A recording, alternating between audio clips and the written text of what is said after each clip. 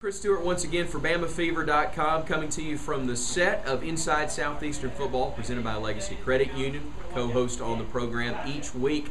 Once again, Ryan Brown, good to see you. Can't believe we're getting ready to kick things off again. Yeah, where did our summer go? It flew by, right? Very quick, and we're excited about the start of the year. Let's talk about the show a little bit first. Inside Southeastern Football is presented by Legacy Credit Union. It does run on Saturday mornings at 10:30 in Birmingham on CW21. It's a chance for us to preview the day's activities. Obviously, a heavy focus on Alabama and Auburn's matchup as we broadcast from Birmingham.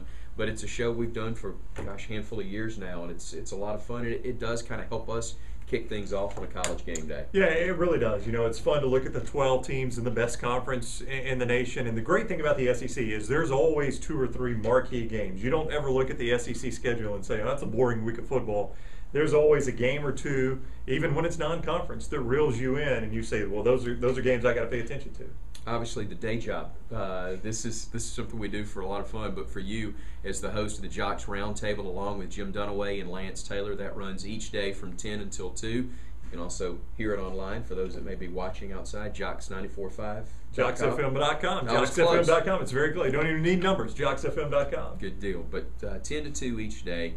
One of the major topics right now, expansion in the SEC, and realizing full well by the time I edit this, put it up on the website, or Jeff McReynolds does, this could already change. That's how quickly things are going.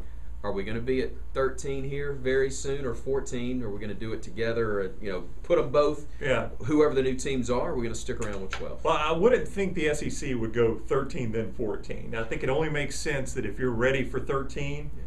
Then you've got 14 also ready to go, and you introduce them at the same time, or very close together. The strange thing about this is word has leaked out on Texas A&M, but everyone else is playing coy. Whether it was Missouri, who has been mentioned as coming along, or Florida State, or Clemson from the ACC, they've all denied it or been quiet about it. Texas A&M is the one that is making all the noise here. So I think the big mystery is, if it expands, who is number 14 now? Because I think it's pretty clear that Texas A&M will be number 13. All right, let's go now to the Crimson Tide and get your thoughts. There's a ton of talent on that football team. There's also a ton of talented experience that they're trying to replace. Yeah, I think wide receiver is the big question. Quarterback, I think you can read Nick Saban's body language and his actual language and tell he's comfortable with Phillip Sims and A.J. McCarron. So I don't think quarterback's a huge issue. Where I look at Alabama, I look at wide receiver. Who's the playmaker, especially with Darius Hanks out those first 2 games? It's not going to hurt you against Kent State. You wonder about up at Penn State. Does DeAndrew White step up? Brandon Gibson step up? Marquise Mays, we've seen what he can do. A guy to somewhat replace Marcel Darius in the defensive front and pressure the quarterback. Courtney Upshaw has been phenomenal at that at times, but he hasn't done it consistently.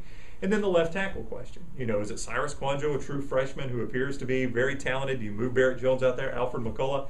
I think if you can answer those 3 questions for Alabama, they're a national championship level team. Yeah, I would agree. And to me, just to kind of add to that, I think it's the offensive line, because a year ago you had talent there, but you had no consistency because somebody was banged up, they were out 2 or 3 games or for a week. They never had any cohesion there. They couldn't get 3 yards when they had to have them late in a drive, and that was the difference from the national championship season and a year ago. Yeah. Ryan Brown, co-host of our program, Inside Southeastern Football, presented by Legacy Credit Union. It runs here on CW21, but you can also hear him each weekday, Monday through Friday, 10 until 2 on the WJOX Roundtable with Jim Dunaway and Lance Taylor. Good to see you. Good to be here.